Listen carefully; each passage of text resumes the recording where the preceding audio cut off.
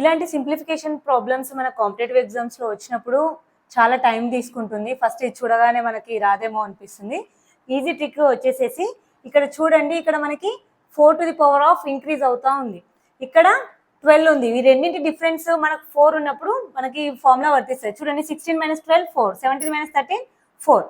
So whole to the power of ఎంత ఉంది? 1 to the power of 8. ఇక్కడ కామన్గా ఉన్న నెంబర్ ఏంటి? 4.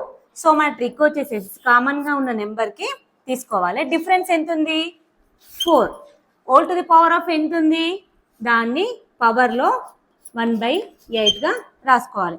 మనకు ఫార్ములా తెలుసు కదా, a to the power of m whole to the power of n, that is equal a to the power of m into n.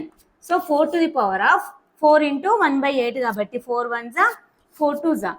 4 to the power of 1/2 is nothing but √4.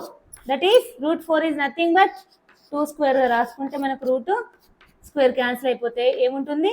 2 is the right answer. Option B is the right answer.